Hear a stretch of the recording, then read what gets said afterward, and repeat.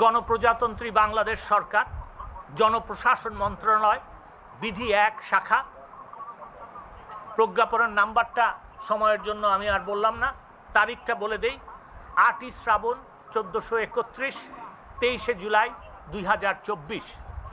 বিষয়: সরকারি, আধা সরকারি, স্বায়ত্তশাসিত আধা স্বায়ত্তশাসিত প্রতিষ্ঠান, স্বশাসিত ও সংবিধিবদ্ধ কর্তৃপক্ষের এবং বিভিন্ন কর্পোরেশনের চাকরিতে কর্মে সরাসরি নিয়োগের ক্ষেত্রে সরকারের বিদ্যমান কোটা পদ্ধতি সংশোধন।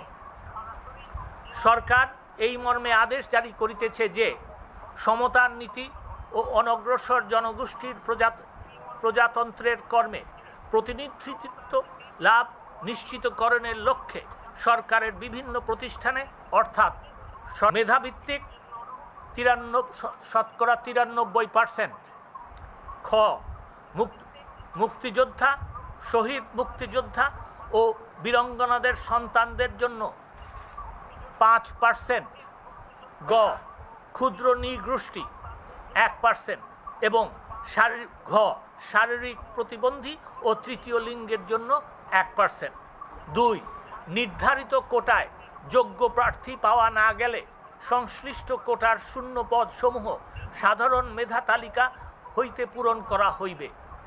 ৩ গণপ্রজাতন্ত্রী বাংলাদেশ সরকারের জনপ্রশাসন মন্ত্রণালয়ের বিধি ১ শাখার বিগত ৪ অক্টোবর ২০১৮ তারিখের পরিপত্র নম্বর এত সহ পূর্বে জারিকৃত এ সংক্রান্ত সকল পরিপত্র প্রজ্ঞাপন আদেশ নির্দেশ অনুশাসন রহিত করা হইল।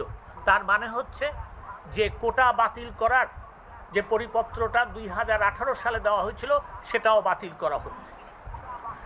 ৪ এ আদেশ অবিলম্বে কার্যকর হইবে।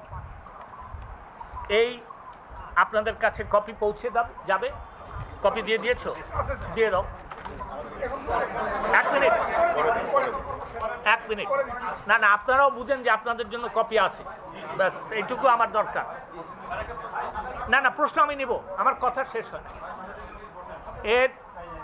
এর মাধ্যমে, এই প্রজ্ঞাপন জারির মাধ্যমে, এবং আপনাদেরকে আমি আরও বলে দিচ্ছি যে এটার গেজেট নোটিফিকেশন প্রায় হয়ে গেছে। আমি এর মাধ্যমে সরকারের থেকে যা যা করণীয় হয়েছে আমি তার সারমর্ম আপনাদের কাছে একটু তুলে ধরছি। ১ আমরা কোটা সংস্কারের যে রায়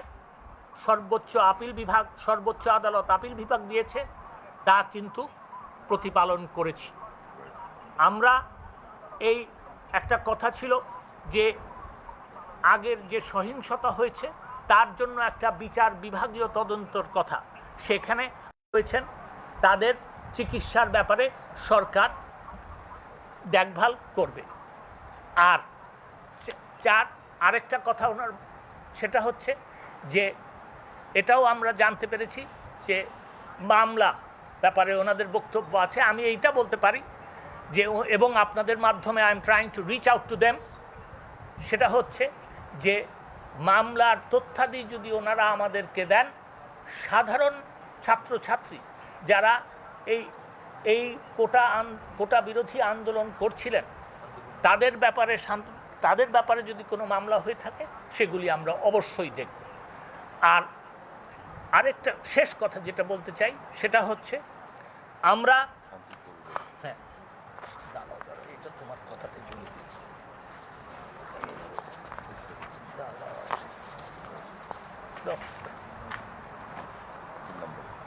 শিক্ষার পরিবেশ ফিরিয়ে আনা এবং সকল ছাত্রছাত্রীদের সুরক্ষা ও নিরাপত্তার পরিবেশ সরকার তৈরি করবে।